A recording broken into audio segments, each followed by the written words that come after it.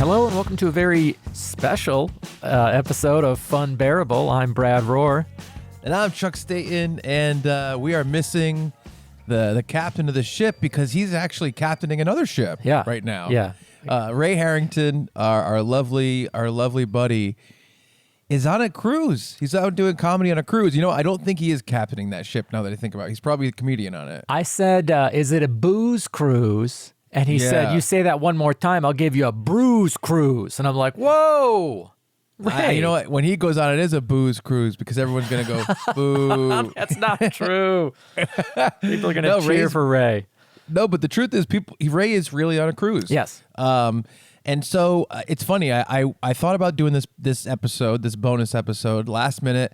I texted him and I said, "Hey, are you? I want to do this episode with Brad. It's just going to be a deep dive of Scream 6. Do you mind if I just do a quick Skype thing with Brad as a bonus? I know you're out at sea, and I don't know if you really would be interested in doing that anyway." And he was like, yeah, go ahead. But he also was like, I'm having a nightmare day. I got up at 2:30 in the morning. I have 2 shows to do tonight. And I told him that Ray having sleep issues is like Popeye eating spinach. It just makes him stronger. Oh, yeah, because he is often tired. That's often tired. That's like 40% of his act. Yeah, it's saying he's tired, but then killing. Yeah. So he's going to do great. Yeah, as he talked about on Funbearable previously.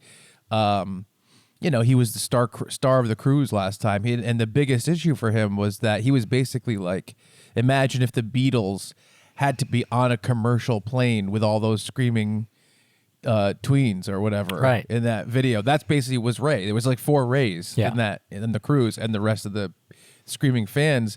It wasn't Beatlemania. It was Ray Mania. It was Harrington Mania. I think of you and Ray as John and Paul. And I am Pete Best. You're the best Pete I know. That's what I'll say. Thank you.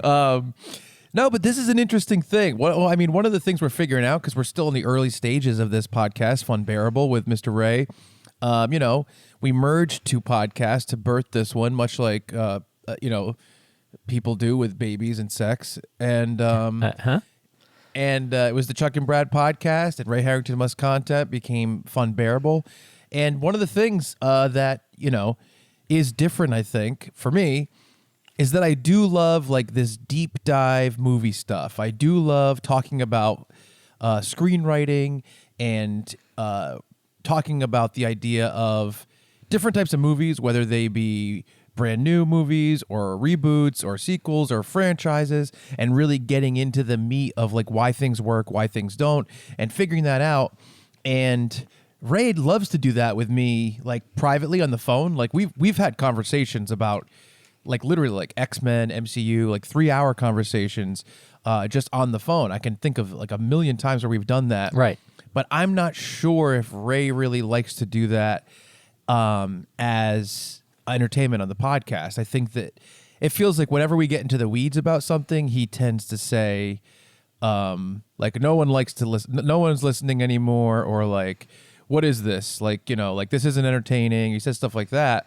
And so I always feel I don't know if he wants to talk about stuff like that, even though he's really, really smart about this stuff. I love talking to him about it, and we have great conversations, great spirited conversations about writing. Yeah, you, on the other hand, when they announced Spider-Man was going to be part of the MCU, I think we were in line at Splash Mountain in Disney, and you were like, I wish we could podcast right now. Should we leave the park and go back to the Airbnb where we're staying and podcast now rather than, we had just gotten to the park.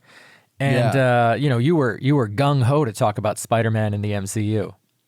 Yeah, I was. I love talking about whatever this happened kind of with stuff in depth. But it's really, to be honest about how I feel, I think it's a testament to Ray that he cares more about us getting into bits and being really funny and having a lot of big laughs as opposed to having a conversation about writing or a conversation about filmmaking. Right. And I think he thinks of it as more of like, well, we have to be entertaining. We want to be entertaining. So I totally get that. So I'm not sure if he would want to do something like this, but I really, really like to get into this kind of stuff.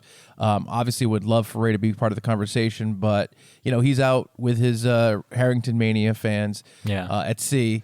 I don't know if it's called the Harrington Cruise Line or Harrington Harbor. Ooh. Maybe that's where they go. Yeah, that makes sense.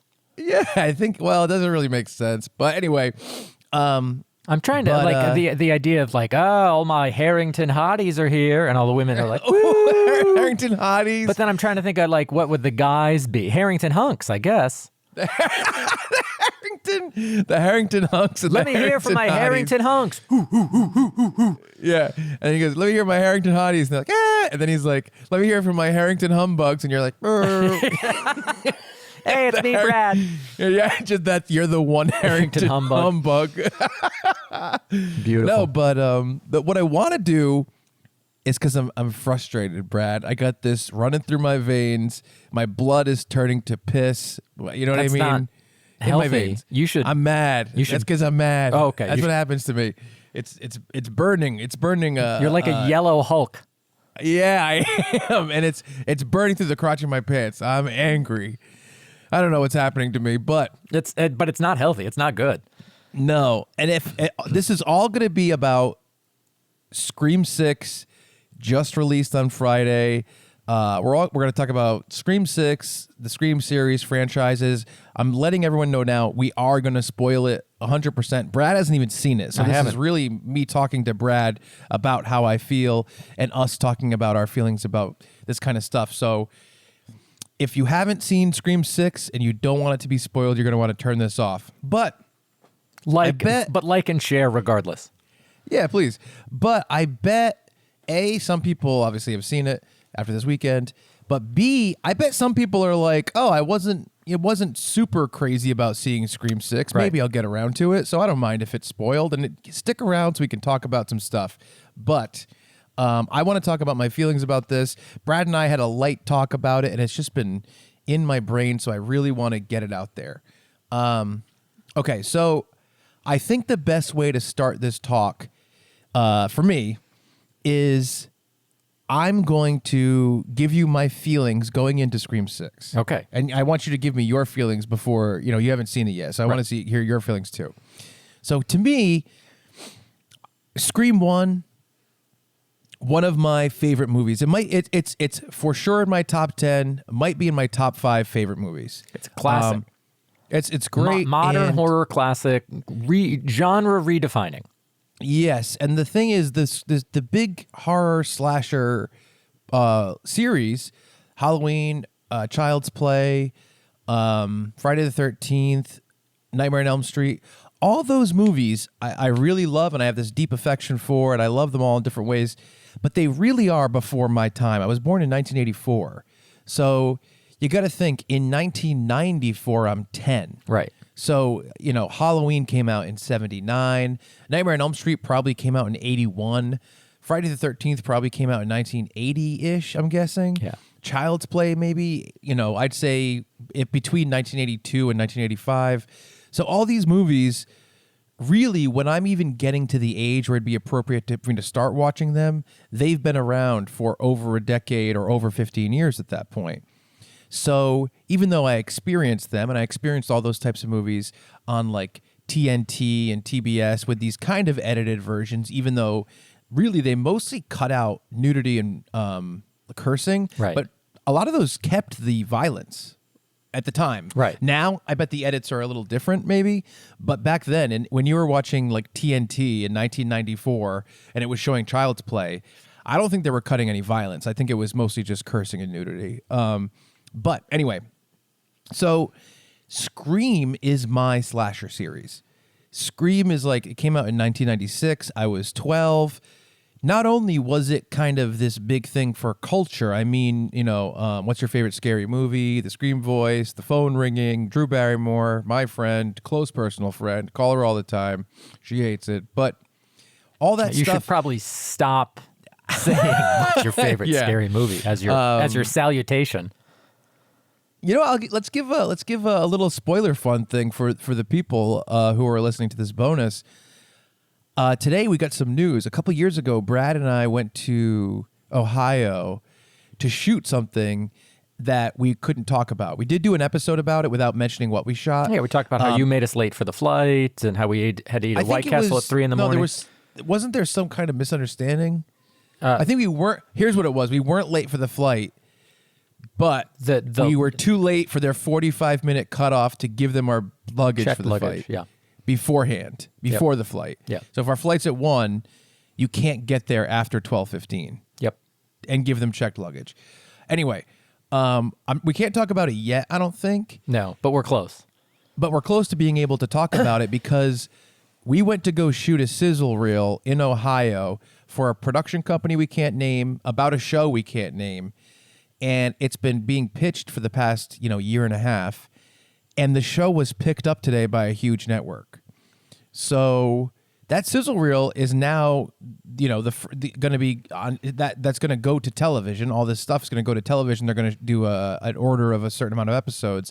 And so we're almost able to talk about it. We'll tell you about the production company, what the show was, and what network it's airing on. Maybe we could all watch it together and do like a watch. That would be fun if we did like a watch along. Yeah. Because we shot the sizzle. We know everybody. I watched. That'd be amazing. I watched the sizzle for the first time today, and I was like, I remember that conversation. I remember that. Oh, that slow motion's great. That's when they were doing Aren't you kind of like, wow, we shot this? I am because seriously, because especially I the know slow motion stuff. It was just the two of us, and I felt overwhelmed, confused, and exhausted the entire time. We got in so late. And didn't get enough sleep, didn't know where we were going, didn't know who we were speaking with. And then it was just like, all right, 60 hours later, we were on our way home. Yeah. You were lying to flight attendants about what was in your case. I remember. You know what? Me and airlines don't mix. That's true. Have you noticed that? I have, yeah. I really have. Yeah. No, but I was going to say, I felt like it was a whirlwind too. I was really... Well, and you were up until 5 or 6 in the morning, arranging the footage, and the organizing. Yeah, and what's interesting is not to be too flowery about it, but this is a pretty amazing accomplishment for the chronicling of Chuck and Brad, right? Yes, absolutely. If you think about the beginning of the podcast and we're shooting silly things and we're doing the Mexico City standoff and these little sketches we were doing and stuff, and then it's like. Fast forward 1 decade, and it's like, oh yeah, that TV show on this network is because Chuck and Brad went to Ohio to shoot a sizzle reel for it. Like that's ridiculous. Yeah, that's a really fun chapter in our lives. So hopefully we'll really get to indulge it a little bit. I'd love to do the commentary in the episodes. That'd be so funny. Even if it'd be fun because it's an amount of episodes. Where I think me and you and Ray could just do like a bonus of each episode after it airs on like Zoom or something, and I think that'd be really, really fun. We'll talk to Ray and see if he's interested because it's a fun thing. But anyway, so I just want to give everybody who's been listening for that long a little bit of a tease because we did do that episode back in summer of 2021 or whatever, and it's almost at the point where we can tell the whole story. But so Scream 6. Going into Scream 6, Scream 1 is one of my favorite movies. Like I said, it's my slasher series. Not only was it permeating the culture, but it also was essentially representing my point of view on slasher movies. As, like I said, I was only 12, but it was representing a high school point of view looking back on Halloween, Psycho, Nightmare on Elm Street, all those different things that are being referenced in it. Right. And I loved it. I loved the way they took it on. And for people who don't know exactly what it represented in the culture at that time, the slasher movie by 1996 was kind of dead. And a lot of those series had been so bogged down with sequelitis or going in like comedy directions that the actual genre of slasher movies was kind of gone by that point in time. Right. And Scream really revitalized it, and it was this new meta take. And if you don't know about Scream, The big difference is that in all those other slasher series, like Friday the 13th, Halloween, all those, it's one killer that returns every time, and most of the cast is disposable. Right. A lot of times there's a final girl, which means there's a woman who survives every time and defeats the monster, and then the monster comes back. But in Scream, the big difference was that the cast was kind of more of the focal point, and people in the cast were the killer. And it's weird because I'm using the word "were" because there's actually two people. Were the killers in the first movie, and it's more of a whodunit, which is not really typical of those slasher series. Right. You usually know who done it. Yeah. It was Freddy done it. Yeah, the guy in the overalls with the mask. He done it. He done it. Who done it? You're looking in a room and it's all the victims and Michael Myers. Yep. It's a real. You can't figure it out. Like I'm measuring wounds. What's the temperature of this body? What time? Okay. But yeah. So I loved Scream, and not only did I love Scream, but I was in my bed last night with a feral young woman, and I was like, it's time to go to bed. Feral? Yeah, actually, well, not at that point. We were all calmed down, but minutes earlier, yeah. But so I was like, we're both smoking cigarettes. There's a lampshade on my head, whatever, and I'm like, let's watch something to go to sleep. And I like to put on comfortable movies, and my comfort movies are Back to the Future, Jurassic Park. There's a few of them, and Scream is one of them, even though it's a little scary at times. But like the world of Scream with Nev Campbell, who plays Tatum? That's like very famous. Rose McGowan. That's who it is. Rose McGowan, David Arquette, Courtney Cox, Henry Winkler in the first one is like a killer role that is kind of not a main character, but off to the side. Skeet Ulrich, Matthew Lillard, Jamie Kennedy, the school, the clothing, the music, Red Right Hand, Yep. Drew Barrymore, obviously. All these people and all this world, the aesthetic of Scream is comfortable to me. And so I love the movie. That's what I'm saying. When I go to bed, I turn off the TV. Well, sometimes you have to. You never feel like it's comfortable to nap and watch a thing. No. Have you? How about this way? Have you ever closed your eyes for a long amount of time while the television was on? Yes. Did it feel good? It is that honestly, like I can think of once in the past 3 years that's happened. Oh, you know what's nice? During the summer, A college going for basketball game that you don't care about. No, like 11 in the morning, going for like a big pool day, being in the sun, Okay. and being out for like a couple hours, coming home, taking a shower, getting the chlorine out, but feeling, your skin is a little crispy, you baked a little bit.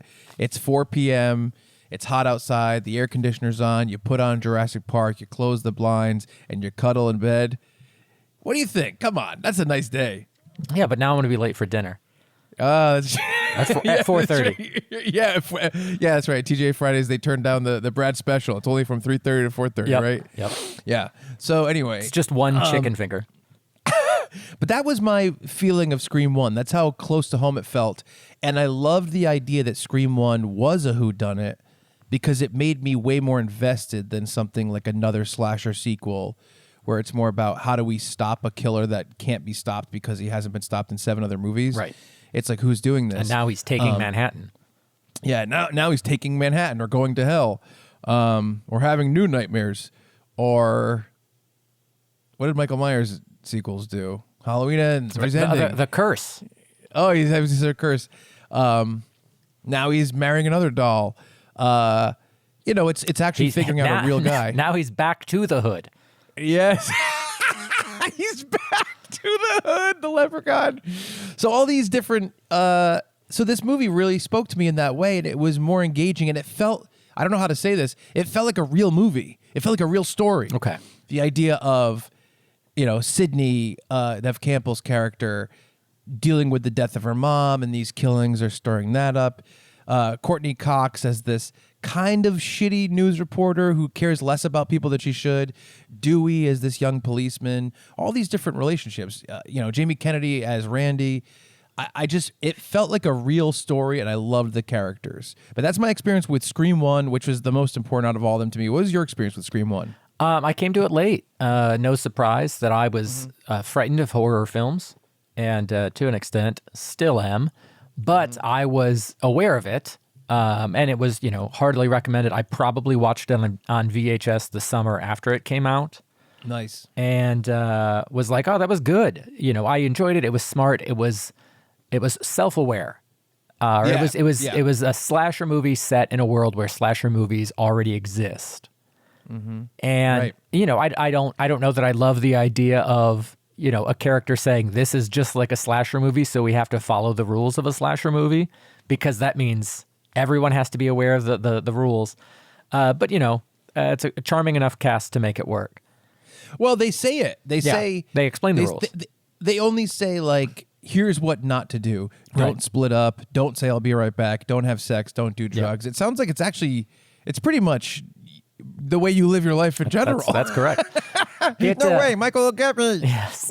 But that's me trying to pass you a joint behind the school. Yes. And I'm running into Principal Henry Winkler's office. Yeah, right. Oh no. Oh. yeah. So I got to it late. Then I watched Scream 2 because of my crush on Sarah Michelle Gellar. I was on board for that right away. And then it took forever to watch Scream 3. I think that was the night that you said, "Come over, we're going to watch all 3 Scream movies," for some reason. Yes. And I got there at 8. We started the first one at like 9:30. Then we went upstairs and talked to your mom between movies. I left your house at like 4 in the morning. I was so mad. What a great day. Oh. Yeah, that's good. So anyway, that's how I felt about Scream. Really, like, up there with some of my favorite movies. Then Scream 2 came out. And they did an amazing thing right away, which was the movie opens at the premiere of Stab, which is the film series within a film series based on the Scream murders. So they open with that, which is already that's an amazing addition. And I want to give credit to the people who made Scream and Scream 2, because we're going to talk about the sequels a little bit and talk about their quality. But I do want to say, it's such a crazy thing to play with. I think about Halloween. And if in Halloween 2, they had already started a series about Halloween because it was this national sensation. Right. It's such a great place to play. So Scream 2 opens with the scene with the premiere of Stab, the movie, the movie's based on Scream, the Scream killings, and it's Jada Pinkett Smith and Omar Epps. This is before Jada Pinkett Smith was a villain, and Omar Epps still rules. He's awesome. But they're at the premiere, and this is what's interesting to me, and I kind of wanted to talk to you about this because I haven't heard anyone talk about this. It's funny because when you make a movie, so many parts of it are just to serve the story and just to serve that first piece of the movie, where there's Clerks is a good example of something that sets up like all these different a specific way to tell a story. Scream, Jurassic Park, all these, Back to the Future. And then when you say, okay, we're going to make a sequel to this, you look at all those scenes again in a different way to say, well, what is important to the story? What's repeatable? What do we need to call back to? What do we replicate? Right. And what was started there was the tradition of having an opening scene where someone gets killed that is unrelated directly to the main cast that kicks off the new killings, which I think is really interesting. So they did it in Scream 2 with those two characters, Jada Pinkett Smith and Omar Epps, and it was at the Stab premiere. Killer. I'd say in terms of opening scene for a sequel to this first Scream, A+, couldn't be better. Loved it. The movie is okay. Yes. Scream is great. Scream 2 is okay. It takes place with Sydney at college, the main character, Nev Campbell. David Arquette survived, but he has like a limp now, and he's whatever. So I'm not going to go through the whole story, but essentially what happens at the end of that is, and I guess we can kind of mostly assume that people know the Scream movies, but I'll give you quick things. At the end of Scream 1, it's a whodunit. The people who end up done it are Nev Campbell's character, Sydney. her boyfriend, Billy Loomis, who's played by Skeet Ulrich, and his best friend, Stu, played by Matthew Lillard. And it's them, and she also finds out that the year earlier that Skeet Ulrich killed her mom as well. Right. When she had believed it was Cotton Weary, played by Liev Schreiber. And that's part of the story, is that Courtney Cox's character believes that Sydney is wrong, that she accused Liev Schreiber's character, Cotton Weary, of killing her mom, and it was actually Skeet Ulrich. It's revealed at the end. Really great story. The reason he killed her mom was because her mom had an affair with Skeet Ulrich's dad, and he was breaking up her family, whatever. But okay, great story. Scream 2, it ends up being that the killer is just Billy's mom, and she's played by Laurie Metcalf. Great actress. Yep. And the whole movie, she comes in as a new reporter who's kind of like, oh, I love you, to Courtney Cox, because Courtney Cox is this reporter that's kind of famous now. She wrote multiple books about murderers and stuff like that happened in Woodsboro, the town these movies are set in. And I think her name is Debbie Salt, I believe her name is. Sure. I can't believe I remember all these names. It's shocking me right now. But basically, there's this new reporter played by Laurie Metcalf presenting as Debbie Salt this whole movie, this other reporter. And then at the end, it's like, who's the killer? And unmasks. It's Mrs. Loomis, Billy's mom. She's pissed that you killed Billy. And it's like, I hated that. I hated that ending. And, the person that helped her was actually, what's his name? Fucking Timothy Oliphant, who was a film student at the college. Right. That was the person that helped her do it. And so a lot of the movie is really good. What's his name that plays Sydney's boyfriend in that movie? He does the big song in the cafeteria. I think I love you. He's famous. He was the guy who was the lead in Joe's Apartment. O'Connell. Jeremy O'Connell? Jerry. Or Jerry O'Connell. Jerry O'Connell. Yeah. A lot of that stuff is good. I mean, Jamie Kennedy survived the first movie, and he's the one who does the big speech about the rules. He says, we're in a sequel. I love the setup where they killed these two people because they're replicating the names of the people in the first movie. And there's a lot of great stuff, but the ending, I hated the idea of, we were introduced to a new character who said, I'm this person. Then at the very end, they said, surprise, surprise, you've never seen me before, but I'm related to the killer of the last one that you killed, so I'm mad. Right. Terrible. I hate that idea. Okay. Scream 3 comes along, and I love the concept of it, which is that it takes place around the set of the new Stab movie. Very anxiety-inducing. Yes, and again, it's almost like Scream 2 and Scream 3 are really fun up until the reveals. Yeah, the killer reveals, yeah.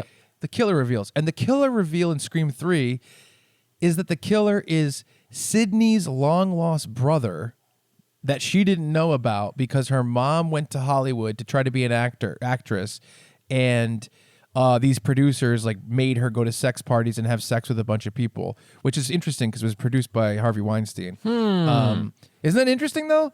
I wonder if it was commenting on him specifically or just the idea of Hollywood. But right. Regardless, was there a fern? Brad Rohr plays the fern. No! Sticky. Yep. But my skin's never looked better. But what's annoying is, again, he was brought in as, I think his name was Roman. He was the director of the new Stab movie. And then at the end, it's like, wait a minute. You were introduced to me as this character, but guess who I really am? Your long-lost brother. It's almost like written for The Simpsons in terms of how shitty and tropey it is. Yeah. So I was, and then he disappointed. died on the way back to his home planet. I thought that was interesting. All right. So then that probably came out in let's say 2000, 2001. I don't know, something like that. And then I think they didn't do a sequel for almost a decade. Right. And around 2011, 2012, they did Scream 4. And I really like Scream 4. And essentially the short version of the story is just that Sydney is now, let's call it, I guess she would be maybe 32, 35, something like that. Mid-30s. And she has a little cousin played by the beautiful Emma Roberts in that movie. And she has a similar friend group to Sydney. And the murders are happening again. Scream 4 has maybe the best opening of the whole movies. Absolutely. Where it's the opening of Stab 6, you find out after the person gets killed. Then it goes to another scene, and it's Kristen Bell and Anna Paquin. Yes, I don't know. I haven't seen Scream True 4 in a long Blood? time. Yeah. And it's another fake out opening. It's 2 fake out openings, and they're actually the opening to Stab 6 and 7, the film series within a film series, Killer. They bring in Hayden Panettiere as this character named Kirby. And I thought she was maybe my favorite new character, besides Emma Roberts. Emma Roberts also killed it. But it's one of the Culkins, not Kieran, but a different Culkin is in it. And essentially, Sydney's little cousin, played by Emma Roberts, has this very similar friend group, and all these murders start happening again. And at the end of the movie, the reveal is that the person doing it is Emma Roberts with the help of this friend, one of the Culkins, because she saw how famous and how Sydney got and how much attention she got, and she wanted to be the final girl of her own murders. Yes. Which I think was awesome, and the reveal was amazing. I thought it was excellent. Yes. And what's interesting is, I think the reason that worked so well was because you were fed all the real details about all these different people and characters. And what was really interesting about the ending, about the conclusion, was the fact that the motivation was so surprising, but you understood where it came from. Right. For the character. So really fun watching Scream 4. Alison Brie is in it. They do a great job, I think, of mixing new characters and old characters, especially specifically Emma Roberts, Hayden Panettiere, and Alison Brie as I think Sydney's assistant. And now at this point, I think in Scream 4, Dewey, David Arquette's character, and Courtney Cox are together, right? Yes. And there's this kind of small journey of Courtney Cox's character kind of growing from, at first she was kind of a out for herself reporter when the series started, and now she's a little bit more caring. So that movie happens, and they take on Paranormal Activity a little bit. They talk about Saw a little bit. They kind of it's weird because part of the aesthetic of each movie should be that it then comments on the current state of horror, which Right. it does. And in that movie, they do the Stabathon, where they're showing all the stab movies. The kids love the stab movies. That's a big part of it. Then, so it's funny because I didn't even realize this, but basically another decade passed before they did Scream 5. Did you realize that? I did not. Yeah, pretty much another decade. I think Scream 5 came out in 2021. Yeah. And I think that Scream 4 came out in 2012.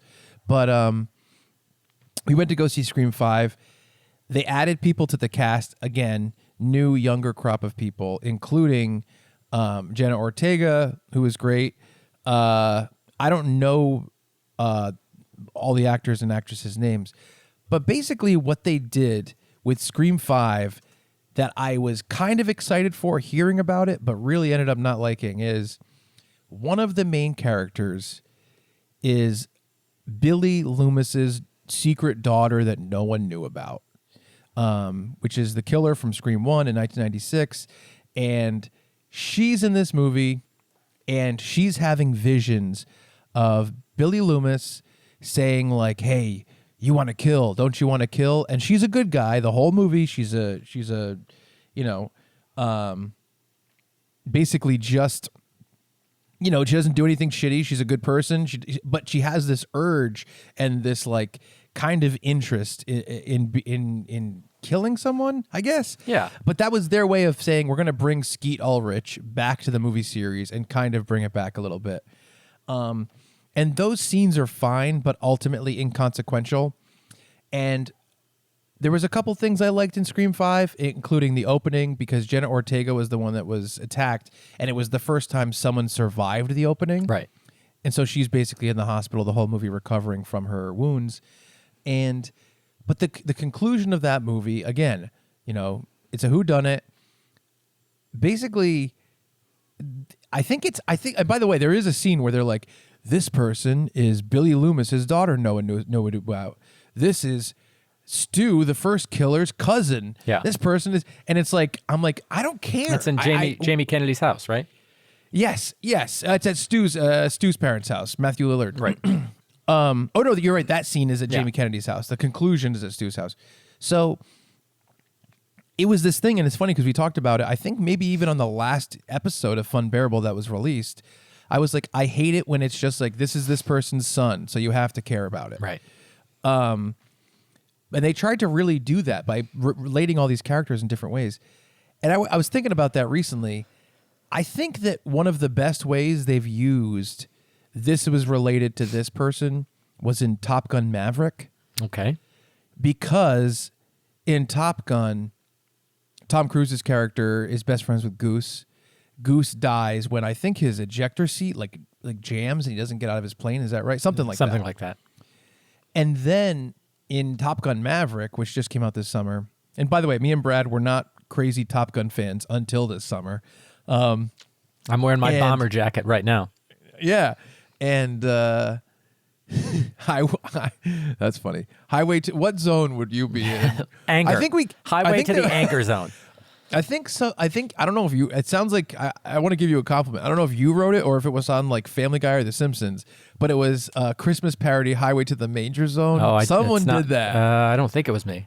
That's really fun though. But, so in the movie, we get introduced to Miles Teller, who is Goose's son, but they're not just like, here's Goose's son, so you got to care about him. Yeah. Goose's son hates Tom Cruise's character because Tom Cruise kept failing him in the academy, but Tom Cruise was doing it to protect him because he feels guilty about Goose's death. Yes. That's the way you take someone's relative and bring them in a way that is meaningful. You know what I mean? Yeah, I get it. There's so much more emotionality to that as opposed to this is this person's blank. Yeah. So in Scream 5, like I said, a couple good things, but the ultimate reveal of the killers is it's the main character. Her name is Sam. And by the way, it's funny because Billy Loomis is the killer in the first one, and his last name is based on Dr. Loomis from the Halloween series. But Dr. Loomis's full name is Samuel Lewis. Right. Loomis. So her name should also be Sam Loomis. Yep. But she goes by a different last name, which is Sam Carpenter. Right. Which is hilarious. She's the main character, and she's Billy's daughter. You find out at the end, her boyfriend, Richie is his name, was the one doing it because he loves horror movies, and he met a girl on the Scream or the Stab message boards on Reddit or whatever, and they decided to do another Stab. Or another Scream, I guess, Scream killing. And I hated it. That's it. I was yeah. like, I was like, I was like, here's a new cast, random people, random new killers. That's it. They met on a message board because they like the original murders and they like the Stab movies.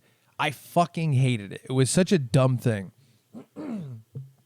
Okay, that's where we are. That's where we're going into Scream 6. So I'm bummed out about Scream 5. I really enjoyed Scream 4. But going into it, I was like, whatever. It's another Scream. It takes place in New York. It's kind of interesting, but I don't think that stuff affects me as much as it affects everybody else. Like, other people are like, oh, this is a real change for the series. And I'm like, it doesn't feel that different to me. Like, it's fine. I don't look at Jason Takes Manhattan as different than other Friday the 13th. I mean, he literally punched a guy's head off. He did do that. But getting closer to the movie, there was a lot of rumors that they were going to bring back Matthew Lillard's character Stu from the original movie. Now, if it was just like kind of a bullshit thing that was where they kind of retconned things, I think I'd be bummed. But the truth is, he did die in a really weird way. Yeah. Which was that Sidney pushed a TV onto his head. Right. That's like if we wanted to do a MythBusters with Chuck and Brad lays on the floor. Uh-huh. And Chuck drops an old TV on his head. Sure. You probably wouldn't die. No, I don't think so. Stu died. Yeah.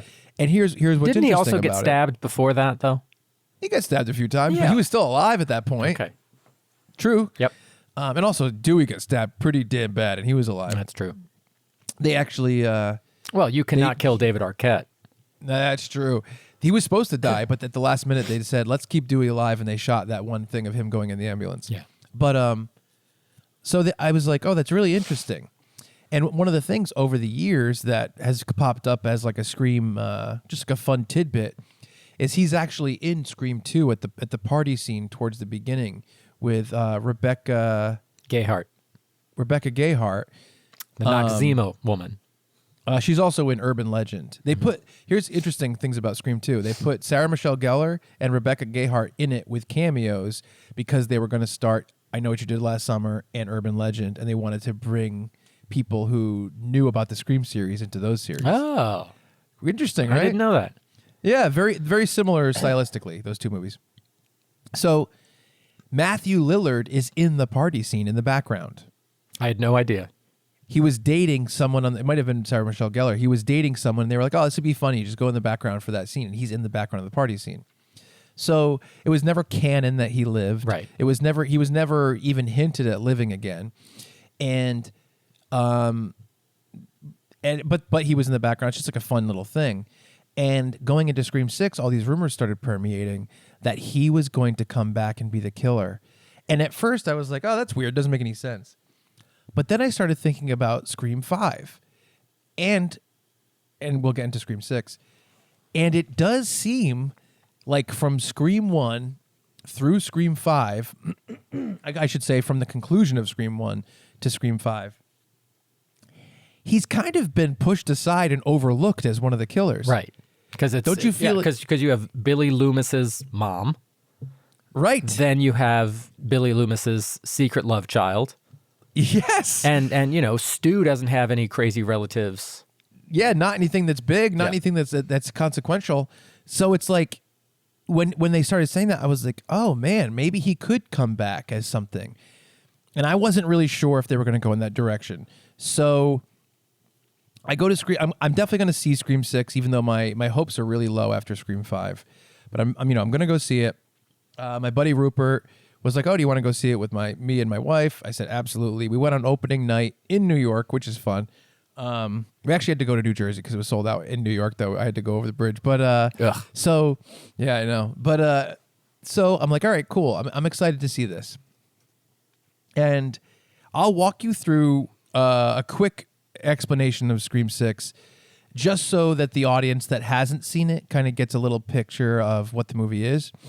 And because I also want to kind of present my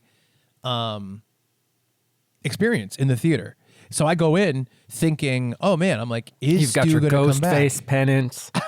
Yeah. You're eating a special ghost face hot dog Yes. for some reason. That's Yeah, there's a I don't even know what it would on mean. one side. Yeah. I think it'd be better if it was a dessert. So at least that thing could be like a sugar piece. It's Yeah, edible. it's a sugar cookie. It's like the black and white cookie, except it's the ghost face mask on it. Yeah. You've got special Coke Zero, but it's, you know, the flavor Blood is flavored. ghost face. Yeah. Yeah, ghost milk. Well, I mean, they're doing weird flavors with Coke Zero. Dream World. I know. I saw Move is a flavor. I saw Move. Move. I saw. It's berry. I saw. What's it called? Peep flavored Pepsi. Yeah. Yep. It And then tastes- Mountain Dew had a funny one, right? Mountain Dew is pitch black. Oh, they had a fruitcake one, Fruit Quake, and it was terrible. as advertised. Yes. So anyway, But yeah, you're going to see it. You're in New Jersey. You're wearing your Devil's shirt. yeah, right. So I'm going to go see it, and I'm thinking, is Stu really going to come back? Can they save the series? What's going on here? Now, first of all, as I've established, every movie opens up with a character that's not a main character in the movie getting killed, and that's the sign of the new murders Yep. starting every time. And Scream 1, great opening scene. Scream 2, killer opening scene at the Stab Theater. Scream 3, okay opening scene. That's one with Liev Schreiber Yep. and his girlfriend. And they introduced the idea that the voice changer can now just change it to people's voices. Yes. Anyone's voice. I could just be like, oh, I'm Brad, which is totally unbelievable. And then Scream 4, amazing opening, like we said. And even Scream 5, really good opening with Jenna Ortega living through it. So Scream 6 opens with a restaurant in New York. And there's a girl who's going on a Tinder date. And the guy calls her and he's like, hey, I'm outside. I can't find the restaurant. She goes outside. He's like, what color is it? She's like, red. He's like, I don't see it. He's like, I think I'm in the alley across the street. And so she starts to walk down the alley. And she is a film TA, teacher's assistant, for a class about slasher movies. And Ghostface jumps out and he says, like, you don't know not to walk down a dark alley even though you're a teacher's assistant about slasher movies. It's a very long sentence. Yes. But he stabs her. And you're like, okay, I get it. Just like every time. Now it's going to say Scream 6 and we're going into the story. Pretty weak. Right. But instead, the camera pans up to the face of the guy wearing a Ghostface mask. And he takes off the Ghostface mask. And you see who's under the mask. Opening scene. And it's the kid who played Flash Thompson in all the new Spider-Man movies. And I'm like, whoa. Shows him put all of his stuff in his bag, looks around, starts walking back to his dorm. He passes Jenna Ortega, one of the new main characters from Scream 5. And he's like, hey, is Sam going to the party? Her sister, who is Billy Loomis's daughter. And Jenna Ortega's like, I don't think so. And he's like, all right, well, whatever. And he goes back to his apartment. He goes inside and he starts taking one of those harsh brushes and he's scrubbing his knuckles. He's getting the blood off of him and under his fingernails. And as an audience member who likes these movies, I'm like, this is fucking awesome. I don't know what's going to happen, but the fact that they're revealing who this person is killer. Right, because now you know who done it. I know who done it. What's the movie about? So then, you see around his apartment, he has a lot of like movie posters. He actually has a poster for the last podcast on the left, a lot of stuff like that. I think he's wearing a Dario Argento like t-shirt or something like that. He's probably a fun bear. Yeah, he's probably a fun bear, loves deep movie talk. And he's on call. Ray's Bruise Cruise right now. He's one of the Harrington hunks. Yeah. But he gets a phone call from his friend, his roommate Greg, and he's like, the person's like, hey, like blah blah blah. Yeah, he has like the Ghostface voice, and the character Flash Thompson he's like, hey, come on, stop that. He's like, we said we wouldn't do the Ghostface voice to each other, and he's like, how'd it feel? And Flash Thompson's like, come on, we're not going to talk about this on the phone. Remember we talked about it? And the Ghostface is like, come on. And Flash Thompson's like, it felt amazing. It felt better than we thought about. And then the Ghostface guy is kind of like playing with him, like, am I Greg? Am I not Greg? And I start getting the idea of like, okay, well, this is obviously another killer. I don't know what the deal's going to be. Flash Thompson is directed to open the refrigerator. He opens the fridge. His roommate Greg is actually chopped up in all pieces. Oh, man. Ghostface jumps out, starts killing and stabbing Flash Thompson, and his mask is super weathered and shitty. Super beat up, super shitty. And he's stabbing Flash Thompson. And he does say something here that's kind of interesting, which is like, first of all, they reveal during this that Flash Thompson and his roommate Greg were in film classes with Richie, the killer from the last one, that brand new guy that I don't give a fuck about. Right. And they were like, we have to finish his movie. That's why we're killing people. We got to finish his movie. Of course. Whatever. Good friends. Yeah. So disinterested. But I mean, in terms of using that as people to kill, great. I love that. And he says, like, this isn't how the movie's supposed to go. Flash Thompson says something like that. And Ghostface says, fuck movies. And he kills him. And I'm like, okay, that's weird. Dumb line. I'm like, I don't really know. I don't know what dumb that line. means. It's a dumb line. Well, it actually, it makes sense in the end. Yeah, okay. Which I don't like, but it's just whatever. I'm like, okay. So you see him get killed. And then it says Scream 6. And I'm like, killer opening scene. Sorry, do you know why I think that's a dumb line? It's because former... Fuck porridge. Because they're stealing it from me from the Hugs and Kiss It trailer. Well, yeah, it's a former bandmate of yours would walk around like, do-dio-do-dio-do. And his idea of expressing displeasure with something was just that. Yes, it's like, totally. do you want McDonald's? Fuck McDonald's. Like, yeah. I mean, he would never say that about McDonald's, but you'd be like, do you want some carrot sticks? He's more likely to fuck a McDonald's than say fuck McDonald's. Yeah. But it's just a lazy way of expressing disapproval of something. Yeah, I'll explain to you why it makes sense in the story. Oh my God, my bulging bicep. Can you believe this? I just went to scratch my head. Me and Brad are on Zoom, and Brad was just basically drooling, looking at my bicep Chuck bulging. is wearing a sleeveless hoodie. I wanted you to see my biceps. He's alone in his home, and I want him to realize that if a scream killer sneaks up behind him, first of all, he's not going to see it. And then it's like, well, am I going to be able to get a word in edgewise? As Chuck gets, sliced and diced by so the ghost face of Staten Island. We're talking about movies, and you're like, Chuck, and I'm like, shut up, Brad, I'm almost done with my point. You're like, no. The idea that I won't let you talk until I get killed is so funny. First of all, I'm wearing my sleeveless hoodie so I can go do my arm workouts after this. We're supposed to be hunks this summer, Harrington hunks. No, I'm Harrington Humbug. I don't have to work out. Yeah, you're Harrington hag. I forgot about that. Harrington humbug. It's not a noun. No, but none anyway. of it's good.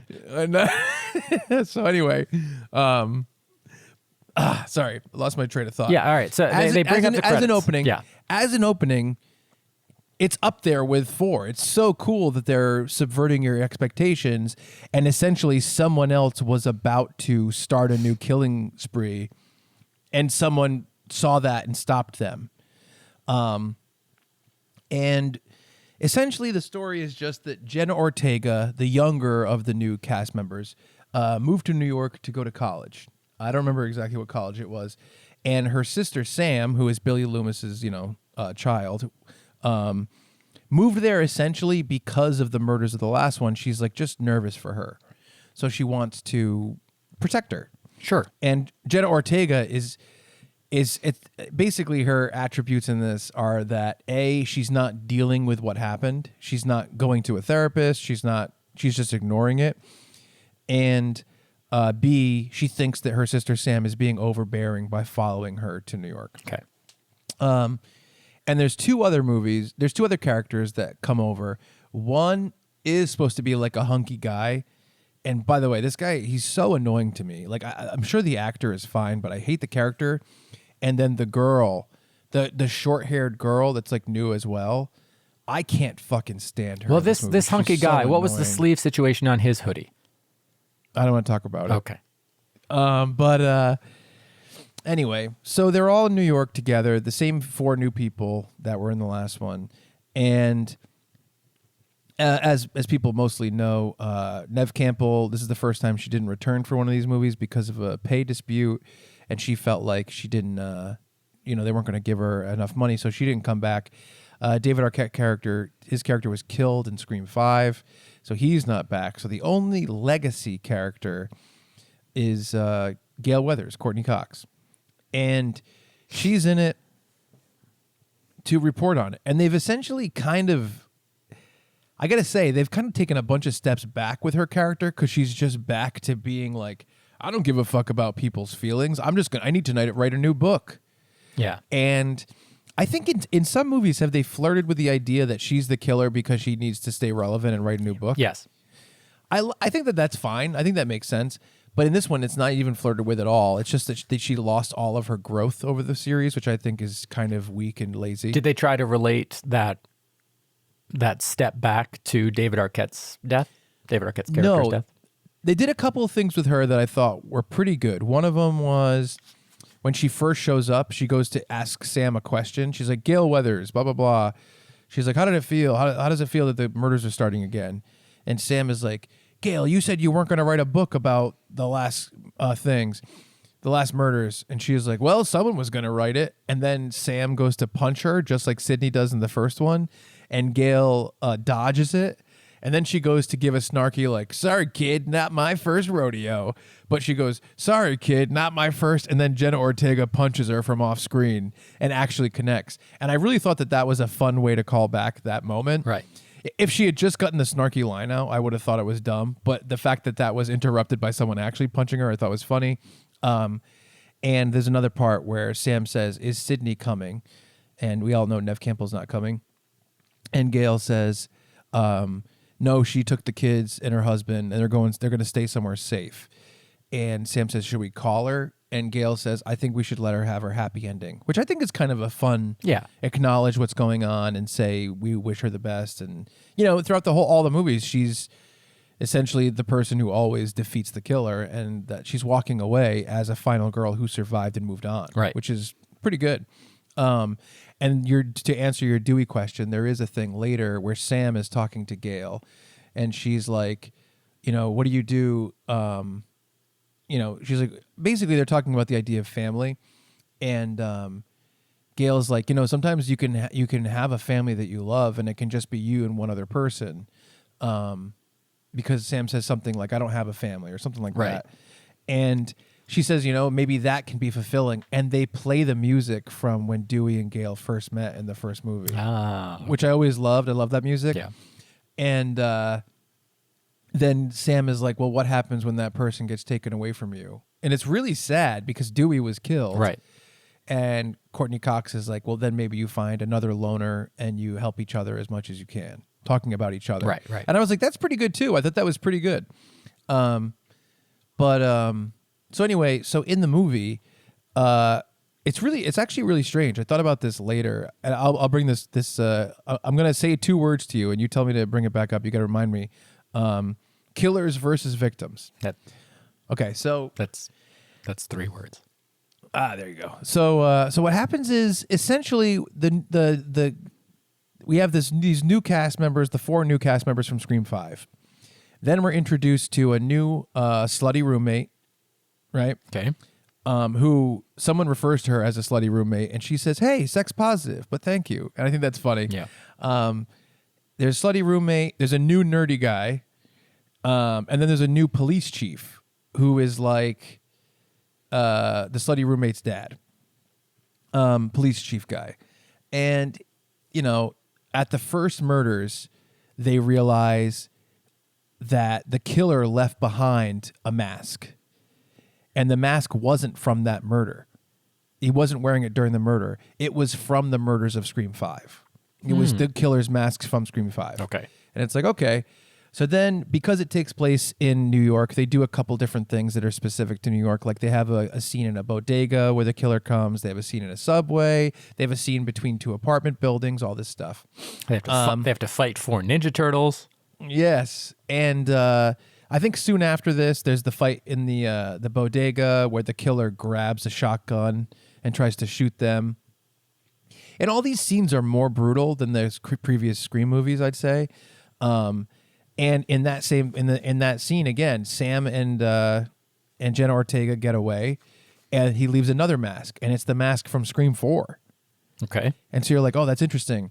And there's this scene where Hayden Panettiere comes back for the first time since Scream 4. She has grown up to be an FBI agent because she wanted to help stop people there. She wanted to help stop criminals and stuff like that because of her experience with Scream 4. And they have a big whiteboard, and they have all the killers. And they're like, there's been 9 killers as Ghostface, and they have all their pictures. And like I said, I'm hoping it's going to be Stu from the first one. That's what I'm hearing. And they're kind of saying them all. And they do say Stu, and like Billy Loomis and Stu Mocker, I think his last name is.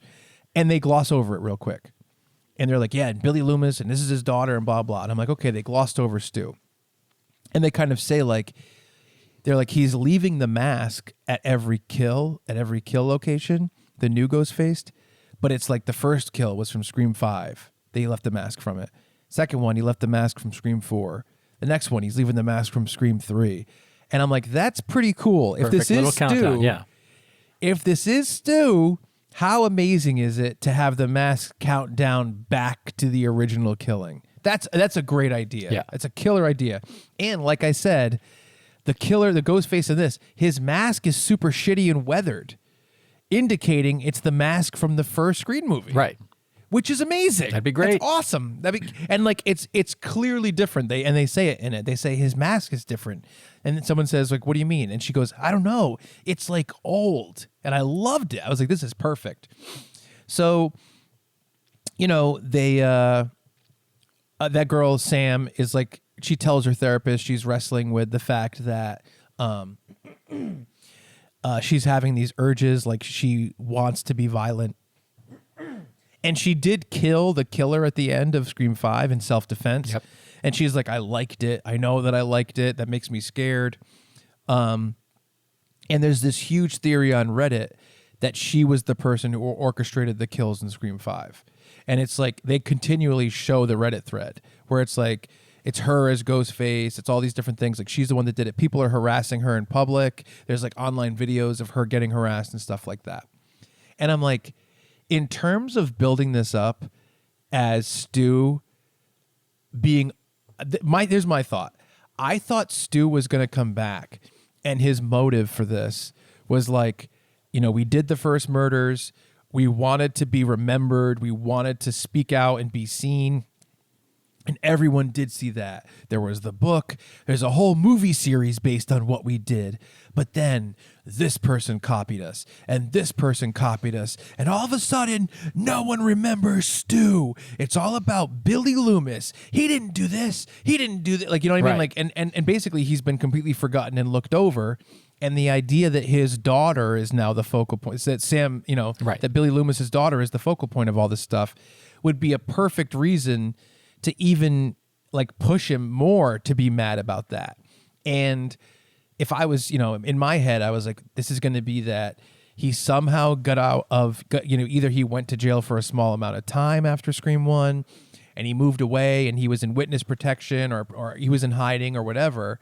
And now he's back because everyone's forgotten about him. And he fought the urge and he fought this for a long time, but he can't take it anymore after Scream 5.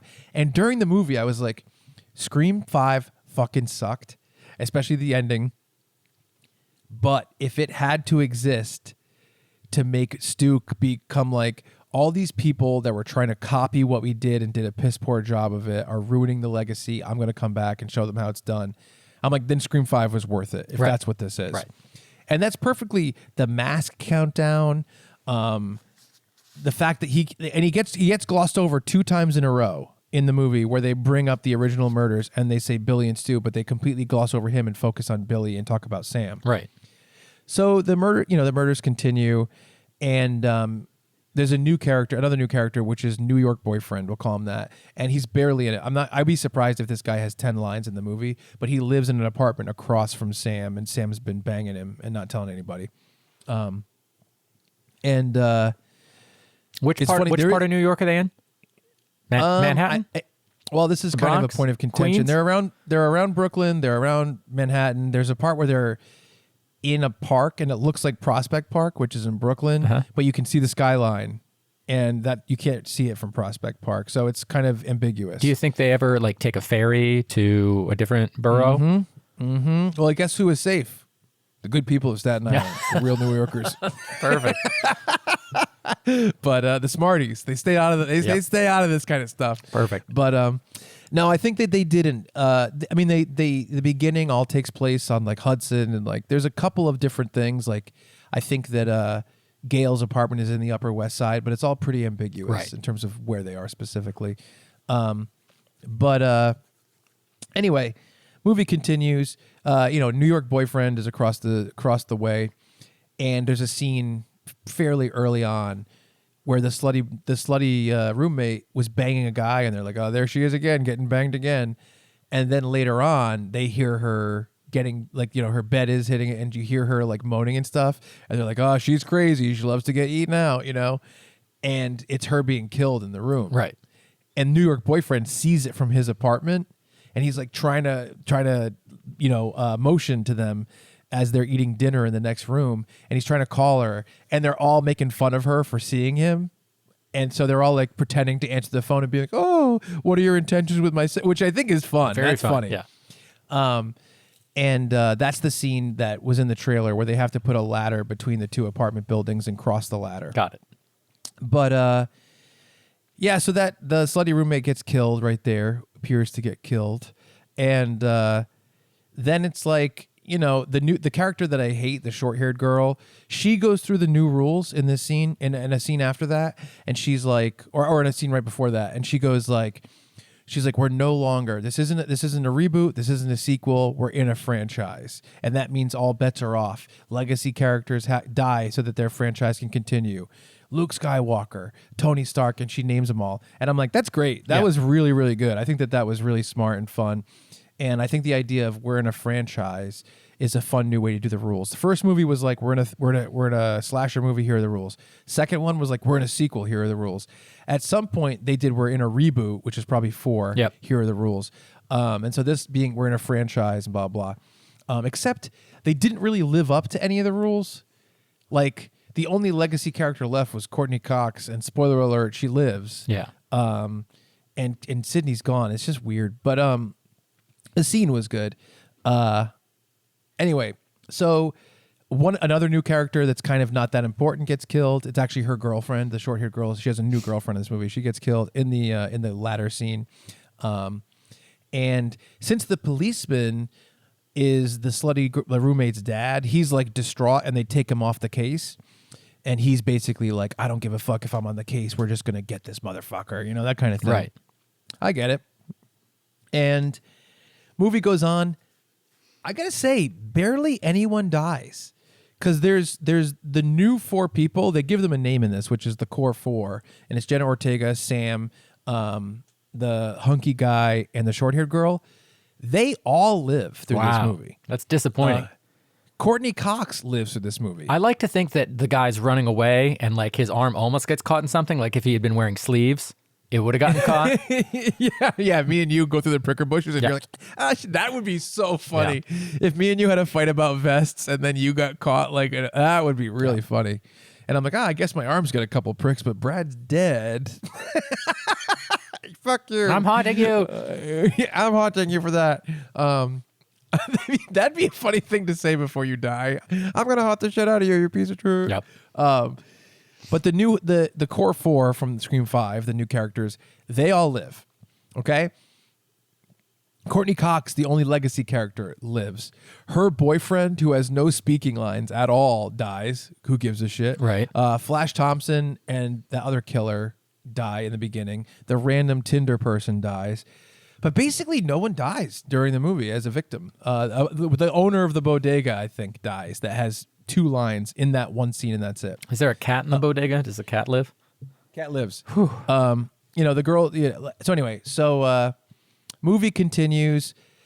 One of the things that gets revealed is they find this abandoned theater in New York that was rented by the 2 guys that were going to start the killings again in the opening scene. Flash and Greg. Thompson.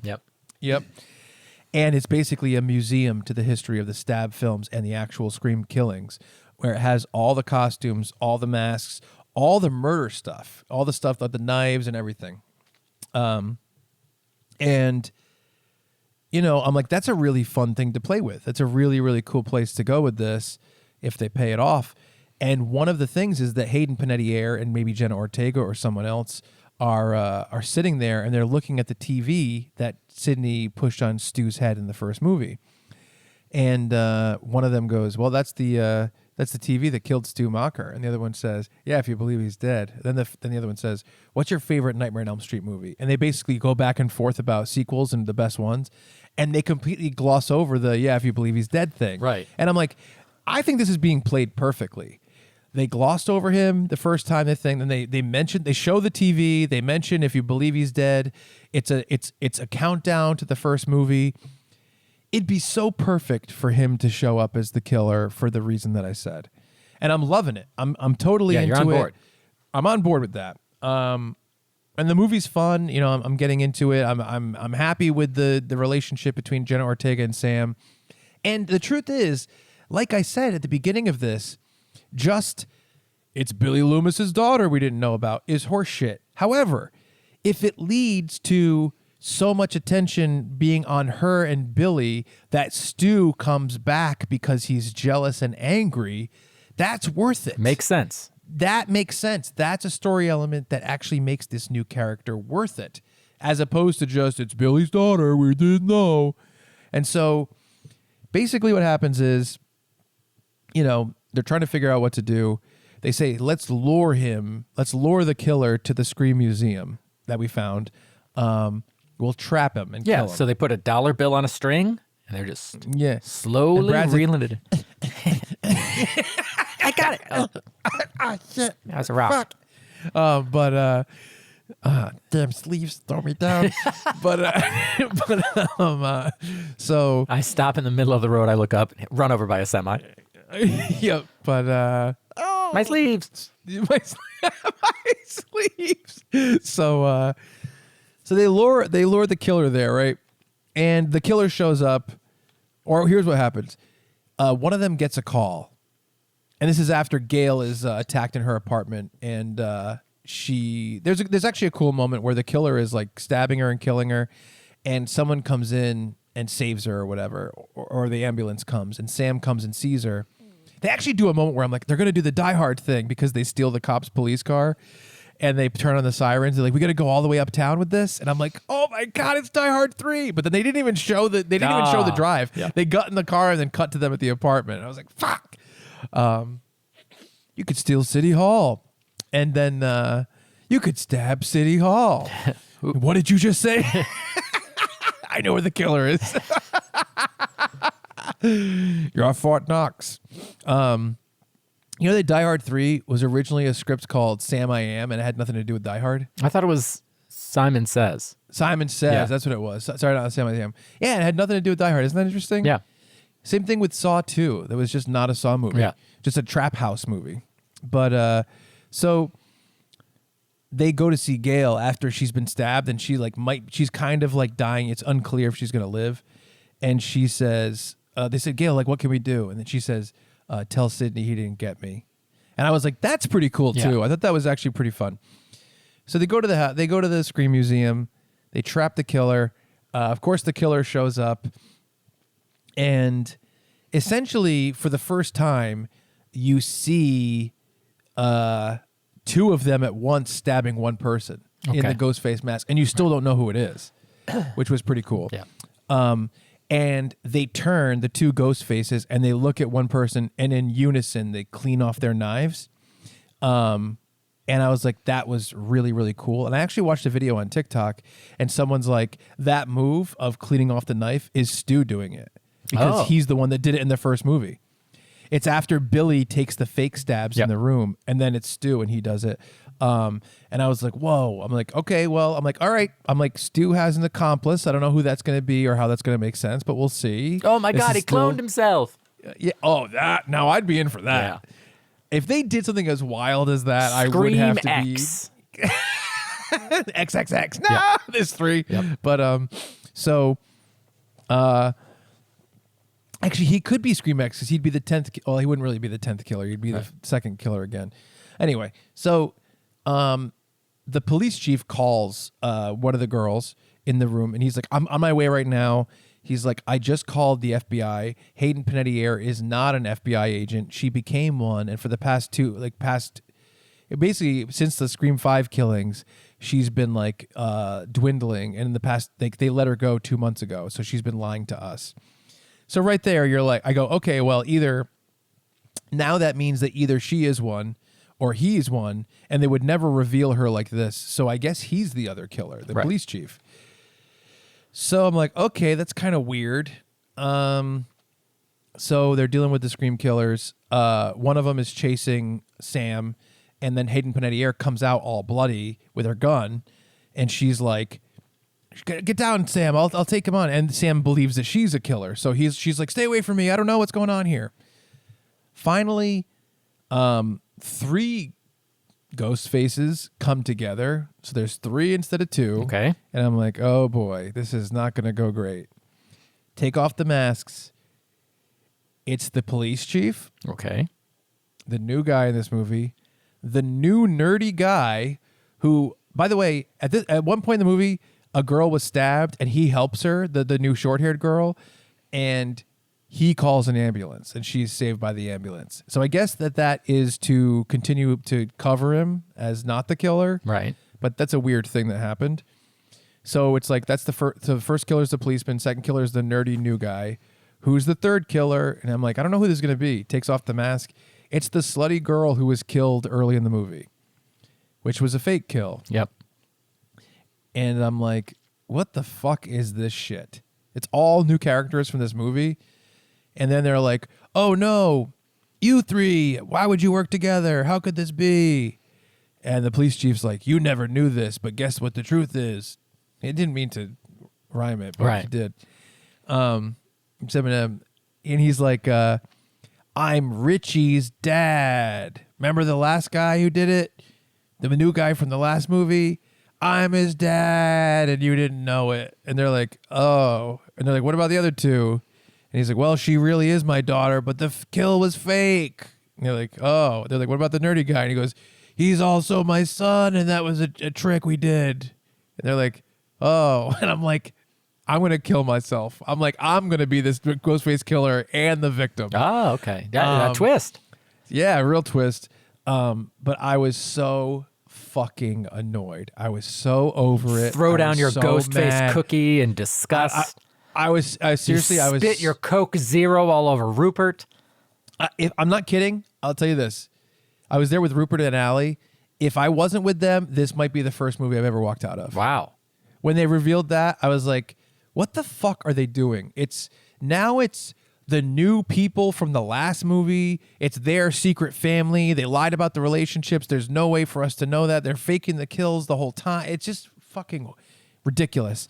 And I think you get away with, in the first Scream movie, Billy gets killed fake, because it's like 5 minutes before he's revealed as the killer, and he doesn't definitively die.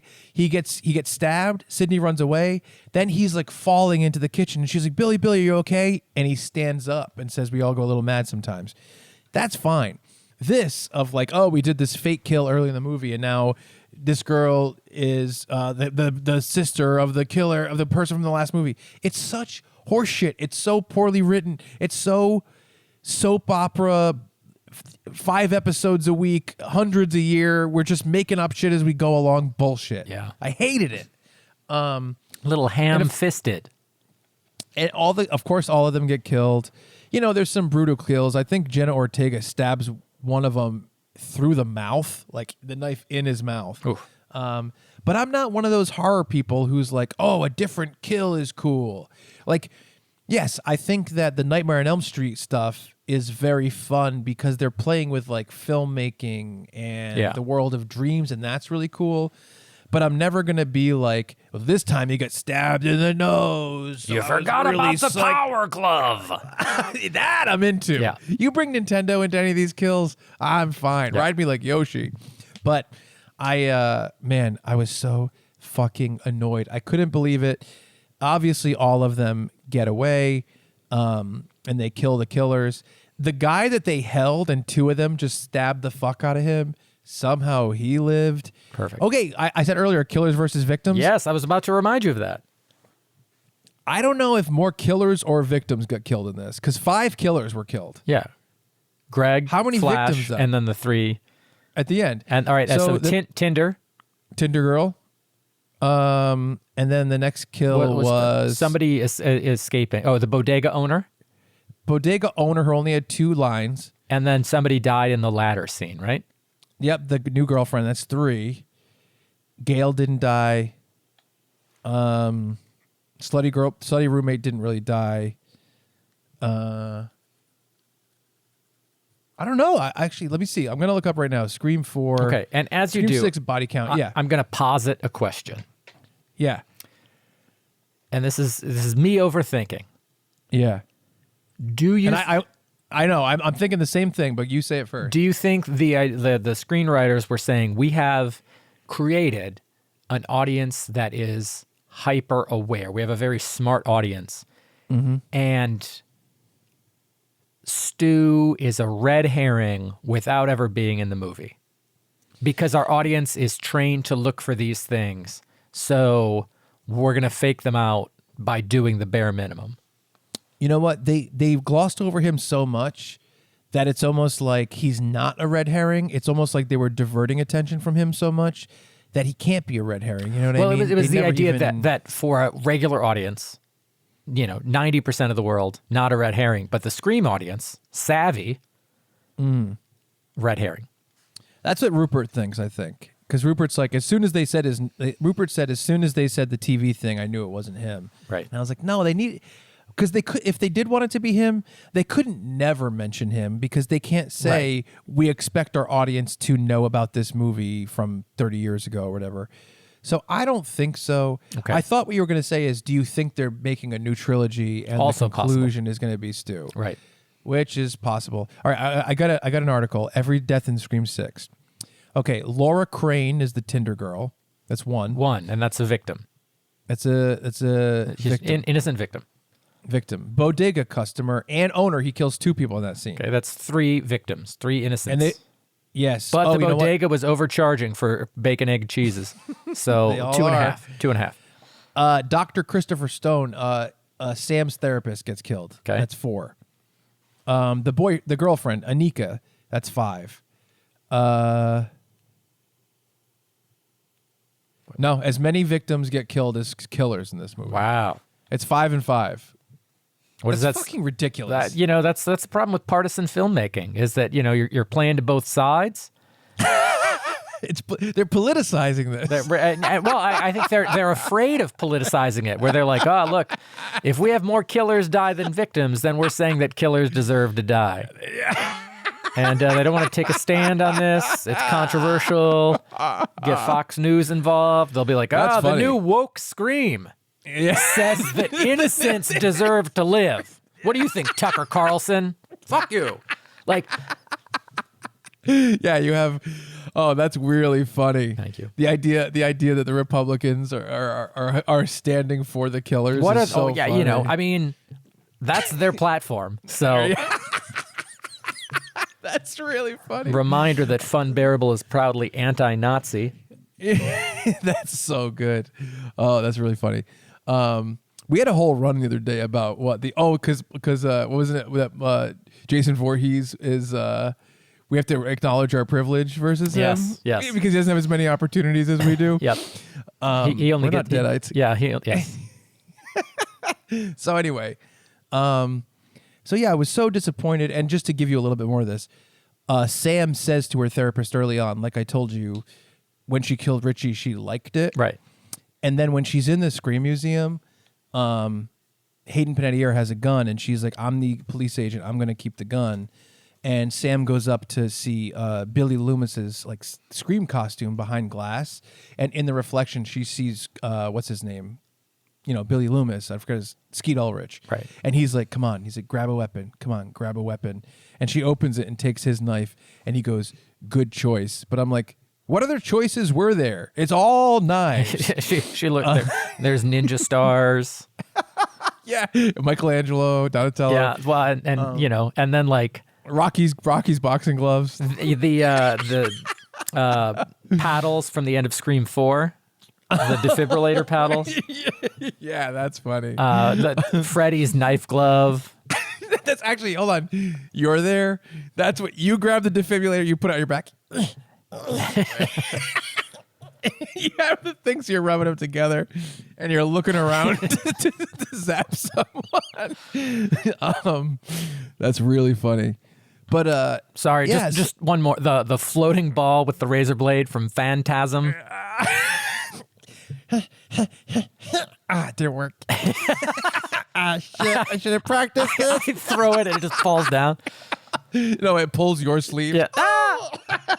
So, and at the end, she is. One more. The sleeping bag from Jason X. Where he's just bashing the woman with. You go up to this and go, excuse me, can you get in this? So, anyway, so Thank you. at the end. I can't lift it. God, my biceps are so weak.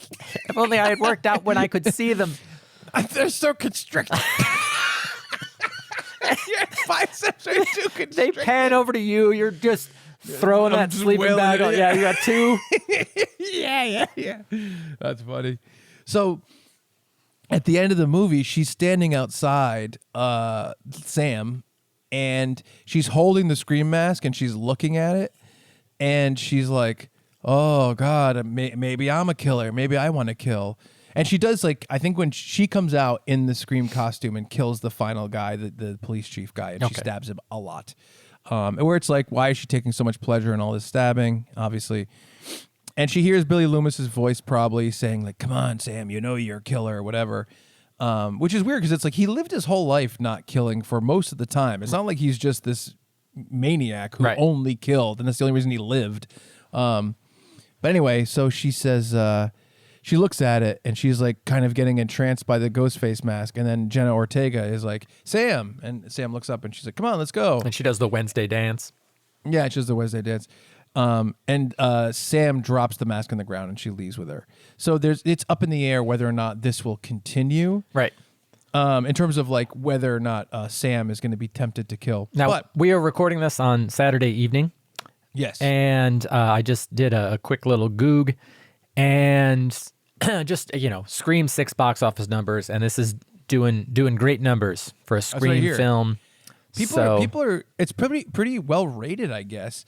But I'm like, I think everyone's just this is what's so first of all, let's just deal with the fact. Let's say they are making a trilogy. If they are using the countdown masks for this, why? Yeah. Why would so how in the beginning he said fuck movies? Yeah. The dad eventually says, "I had to finish Richie's movie." His son. Even though I don't like those movies.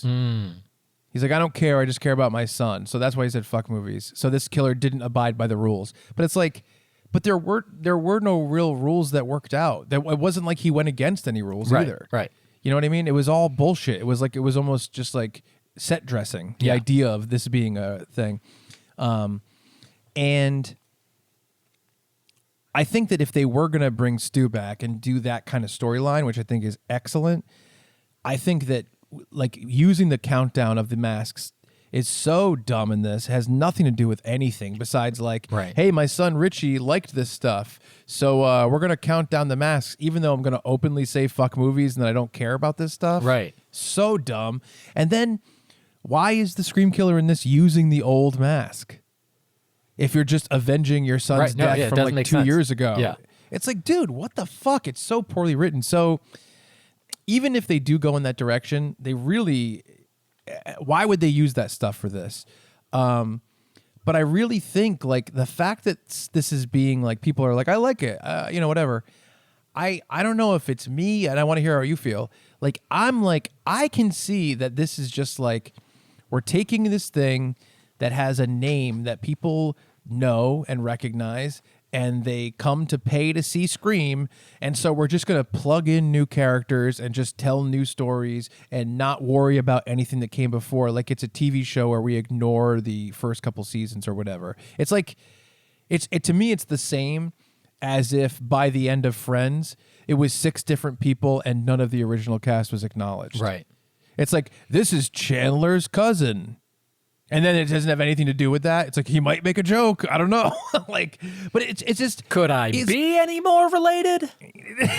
Yeah. But it's like, I guess, is this, to me, it's clearly lazy, dumb, and stories that should not be told under this IP of like, if you're just going to bring in new characters that are almost completely not related to the original story at all. It seems like just a cash grab and that's it.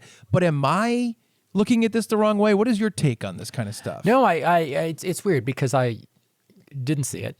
But the idea, you saw Scream 5, which I think is almost identical in terms of this kind of stuff. Didn't love it. At one point, you, Chuck Staten, said Bridesmaids 2 could come out and it could be like a spy comedy. And the idea of just the name recognition of Bridesmaids is enough to get people in the theater for it. Yes, right. And so it's weird because Scream has stayed in the meta horror genre, but I don't. It's weird because I think about the idea of Scream acknowledging movies, the current state of horror, but I don't think that this Scream did it. Because I think the current state of horror is films like Midsommar, or The Witch, or Hereditary, kind of slow burn, weird psychological things, along with your Annabelles and your Conjurings and your that sham couple that that really just preys on the gullible. I don't like them. And that stuff is not acknowledged. You're still looking at slashers. But the idea of besides that, just without the idea of the horror, the stuff that they, living in the horror genre, that kind of stuff, just in terms of storytelling, supremely dissatisfying. Dissatisfying to this is my question to break even the think link. about. That's the thing is I'm wondering about even other movies like this, because we were talking about Star Wars, and obviously there's like Ghostbusters is kind of dealing with wrestling with how much do they bring in the old stuff. All these movies that are like, okay, our original was 20 to 30 years ago and we're in our whatever chapter. Right. Is it, do people just look at it as acceptable to be like, this is blank number 7 and it has nothing to do really, or almost nothing to do with the first couple, and it's completely disconnected and there's just a brand new cast and it's a completely different set of stories that aren't really tying into that? Well, it's tough because I think about Fast and the Furious, and that if you look at the cast as Vin Diesel and Paul Walker, and then in the second one, just Paul Walker, and then the third one, 20 seconds of Vin Diesel. And then you get back to like the meat of the franchise is those guys again. Well, you are forgetting that I think Fast Furious 1 is like Vin Diesel, Paul Walker, Letty, and the sister. Yeah, Jordana Brewster. So right, and people are in and out, but it's and that sort of changed genre. But I guess the idea of Scream 6 going in this direction is Fast 9 or Fast 10. Yes. Having maybe 100%, maybe Vin Diesel, but then it's all like no Ludacris. No, it's not even Vin Diesel. Right. It's going to be Vin Diesel's daughter. Yeah. Who is like, I might want to drive a car someday. Yeah. You know what I mean? She does, and then it's just all new people. That'd be crazy. Yeah. No, it's not great. And it's funny because I try to think of like, I was actually trying to think of this earlier today, and I don't know if you're going to have better insight than me, but I'm like, what other, movies do have sequels that are still coming out? And they recently did the Halloween movies. Right. But again, there's always been 2 main characters, and those 2 main characters have remained. And I'm not saying that I love the new Halloween movies and they're doing it successfully, but they've kept it pretty much, based on those same people, I guess. There is Ghostbusters, and Ghostbusters is pretty tied to the original still. Yeah. They are doing this person is this person's daughter or granddaughter or whatever, right. But it's combined with all the other people, and they're still... I don't know. Even the idea that Paul Rudd loves the original Ghostbusters, and that's a huge part of it, to me feels more tied into this than these new characters just being like, you killed my son, whatever. Right. But Star Wars, I guess, is a lot more tied in. In the newer Star Wars trilogy that they did, obviously they had the original 3 people that were the most important kind of in it the whole time. I mean, Han Solo got killed in the first one. Yeah, 3 people and Wookiee and 2 droids. Yeah. Yeah. Yeah. But it's, I mean, I know it's tough, and I know that every genre is different and stuff like that, but just from a storytelling perspective, it doesn't make sense to me to keep... It's weird too, because like even in the movies like Nightmare on Elm Street, Friday the 13th, and Halloween, at least the killers are the same characters every time. Yeah. Like if you want the cast to be disposable, I think that comes with its hurdles in terms of getting invested, but at least it's actually about the same type of thing. In this, it's just like the story is so different. The cast has been almost completely replaced, and no one gives a shit about what this started as. What if it's just like more kids? I don't know. I'm gonna pitch you elevator pitch for Scream 7. Yeah. And it's the core 4, and it's what are the rules for a finale, a series finale. And see, that's good. It's anything goes. And it's tough because then you have to set up the idea that anyone can be the killer, even someone from the core 4. Yeah. And then Matthew Lillard comes back. You know what was great in Saw when Cary Elwes was the killer? Yep. Because he helped John Kramer, because he's the one that showed him his life was... That's what I'm talking about. Right. That's what we need. Even though it's like, those Saw movies are not flawless. I wish people could see your face. They're not. Nope. But they do... I mean, I think that, not Spiral, but the one before that... Jigsaw. That was... Yeah, that one was just like, let's make up bullshit that happened in the middle. But like before that, they at least continued to try to make that kind of stuff. I thought Jigsaw was so bad, and the fact that Spiral was our first in-theater movie after the lockdown. After pandemic. Yeah.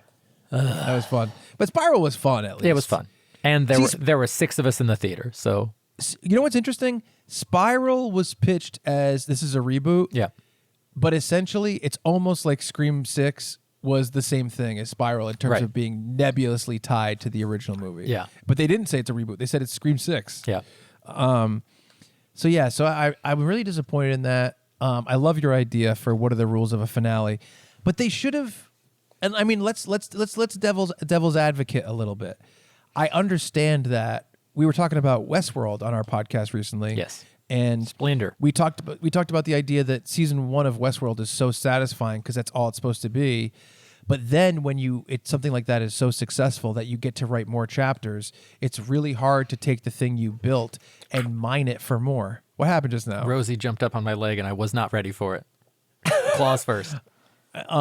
Rosie's going to be the killer in Scream 7. Yeah. A cat. But she's got a little ghost face robe. that would be cute. Who is it? Is it Chuck? Is it Ray? Get back here. Oh, that was all right. Here's the opening for funny. Scream 7. A cruise. The comedian just finishes his set. The crowd's going crazy. Oh, the Harrington hunks are out. He's got hunks. He's got hotties. He's got one a humbug. And he's going back to his cabin. And, he's got a little ship radio. Yes. A little walkie-talkie. And over the walkie-talkie, he hears like, hey, great set. And he's like, thanks. Yeah, that's funny. That's cool. And then the idea that he's the new comedian on the cruise, so they have to give him we're going to give you a walkie from time to time. We'll just like let you know. Where you could, press this button for room service, press this button for help or whatever. It's like your little life alert. And then over the radio, he hears, what's your favorite scary movie? And, he's a comedian, so he's got some wise quip to return to that. Yes. And, but if it's Ray, he's, you get him started talking about movies. The killer can never get a word in. But that's wicked funny. The killer starts, what's your favorite scary movie? And he's like, the State of Horror in 2000. And he just starts talking and the killer can't get a word in. That would be so fucking funny. Can I finish? Thank you. Oh, that's hilarious. I didn't say that Ray was this comedian. Okay, fine. That is good though. That's a good setup. Yeah. But I do Ray think just pressing the button for help, and it does nothing. Yeah, of course. But I think there is it is hard to say, here's Scream 1, it's written as one thing. Kevin Williamson wrote it in, a couple days in a hotel or whatever. And then saying, oh, it's so successful. You have to write Scream 2, and you have to write Scream 3, and you have to write Scream, whatever. Just like, what's his name? John Carpenter with Halloween. He's like, I don't want to do a Halloween 2. It's a story. Right. I get the idea of how do you continue to mine the same story without ruining it or going to those places. Because, the whole thing in Scream 3 about how Sydney had a long-lost brother she didn't know about because her mom went to Hollywood. And it's so shitty. But at the same time, I want to be fair and say, okay, if I was the writer on this and I was tasked with doing it, what would I do? Yeah. Jurassic Park 4 actually was great. But you know what? Jurassic Park 6, where they finally reunited the legacy cast with the new cast, was really bad. Yeah, it wasn't good. So it's fucking tough. I don't know what I would do if I was like, it's funny, when I was first thinking about this podcast and talking about this, I was like, maybe me and Brad have to write Scream 2 through 6 to see what we would do with the killers, which is a lot of work. I think about Skywalker Saga, and maybe I said this on the Chuck and Brad podcast episode where we discussed it with Ray, Star Wars Episode 9, and it was the idea of if I had somebody who used to be a stormtrooper and now they've joined the rebellion, the one thing I wouldn't want them to do is lead a stormtrooper rebellion, sarcastically. And it's the idea of like, how did that get missed? How did J.J. Abrams miss that plum opportunity? And maybe it's just that, like a lot of this is, I don't want to say it's less thought out than we think, but it's probably not as simple as the actor saying, well, this is what we want Matthew Lillard to be the killer. And Right. And they're like, well, we couldn't get Matthew Lillard. I mean, it's possible. It's hard for me to believe that. I know. But then again, I guess if you did really want that to happen and it couldn't, you wouldn't ever want to publicize that because it would seem like you didn't get to make the movie you plan on making. And I think about you and I, we talk about joke math or script math or whatever, and the idea of like, it is simple when we're working in a vacuum. Yeah, I agree. It's tough, but I do think about the idea of like, I don't know. I could see me and you banging our heads against the wall and trying to figure out the right direction for like a month in a writer's room. Right. As opposed to settling on, well, how about it's 3 new people that lied about who they are. They're just the family of the guy who was killed last time. I mean, we've got the opening of Scream 7 set. So that's true. But that seems so base and shitty. It's like you can't. I don't even think you could get more base and shitty than that. Yeah. If you just wanted to make sense of who would want to kill these people. Well, she just killed their. How about she just killed this guy? How about their family? Like it's so dumb. She just killed this guy in self-defense. Yeah, exactly. So like, and what like. The dad knows that his son is a murderer, and he's like, all right, the thing I can do is continue my son's work of murder. Especially when he's a police chief, too. Well, I guess that tracks. Well, what race were the core for? Jenna Ortega. She's getting a bullet. Man, Jenna Ortega. Oh, boy. Great actor. Boy. Have you seen X yet? No. Oh, you'd really like it. She's in X, and she's like a sound guy. Well, she's a sound person with her boyfriend. They're like a team of sound engineers. Okay. And they're making the porn, and she's like, I want to be in it. And that's like a part of the thing. It's like a plot point of the movie is that she wants to be in the porn. Nice. Which is kind of like Zack and Miri. But anyway, so I just think that there's no way that I could feel good about landing on such a base idea that doesn't tie into anything bigger than we're getting revenge for the end of the last movie. Seriously, like if me and you were tasked, let's say me, you, and Ray are tasked into making Scream 7, right? I would say first rule of writing this movie is it cannot be as simple as we're avenging the killers from last time. Right. And we're a secret family that are misrepresenting who we are, because that has already been done and fumbled every single time. I don't think you can do it without fumbling it. I think it's always going to come off as weak and boring and dumb. Yeah. Debbie Salt. But man, I was so disappointed that that's all they went with. And, in Scream 5, they brought back the house. There's a big party at the end, and they go back to the original house. And again, that wasn't really used to anything that was big, because all they did was reveal. It was almost like in Scream 5, they were like, well, we're in the house, so who cares who the killer is? Right. How about it's people that just like the idea of the stab killings? It's so dumb. I hate that. I just hate that direction, and I'm so confused that someone could want to go in that direction and think that it's like a satisfying place to go. I'll also say the idea of a killer being inspired by other like it just seems so far-fetched in quote-unquote real life, and maybe it's more prevalent than I thought. Maybe there are people out there redoing the Manson murders, or Gacy or Bundy or any of your heroes. I think it's a lazy reason for anyone to kill people for your own reasons. I think that it's lazy too, but I think that even if it was prevalent for some reason, I think you'd have to create a fun story with twists and turns and different more investments than that emotionally. And I wish that they had cared about that more and said, what can we do to build on the legacy of this franchise as opposed to what can we just do to make this next chapter? And every victim has sleeves on, and every person that survives is sleeveless. And like there's one scene, Jen Ortega is in a sweater, and she takes it off just before like the phone rings, and she's got a tank top on or whatever, and she survives, or maybe she lets her friend borrow the sweater. Yes, and then her friend gets killed. I'd love it if me and you watched like the Scream movies leading up to this, and we were like, let's write down everything that they consistently do, and let's, if we were writing Scream 7, and let's invert as many things as we possibly can to either trip up the killer or make him go in different directions or whatever. But yeah, it just sucks. Scream It was a bunch 7, of fun sleeves. Yes, there was a bunch of stuff that was like I said, there was a couple of moments that were fun, and the opening was so good.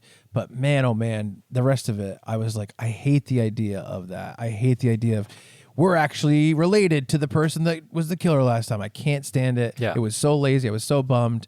But yeah, I just wanted to talk about it because I write in funbearablepod@gmail.com. Is this an acceptable way to go for continuing franchise? We're like, we just replaced the whole cast and we're just doing more of the same, but with new people, and we don't care about the original. It's like Saved by the Bell, the new class. Well, is it similar? I don't. Well, I mean, that is similar probably Yeah. because it's a different show. Right. But like, I think about, I was trying to think about it, and all I can think about is Star Wars, Ghostbusters, Jurassic Park, and anything else, Fast and Furious, I guess. Right? I mean, yeah, that really hasn't been replaced yet. That's what I mean. Like, I'm trying to think of, just in general, sequels that have been going on for this long, like the 2.5 or 3 decades or whatever. And I just think it's such a bizarre place to go. And I wonder if it is as simple as like, hey, we're Paramount. We have the rights to the Scream IP. This many people are going to go see it, so we just make one every couple years. Yeah. And I'm like, fuck that, man. Try to make it good at least.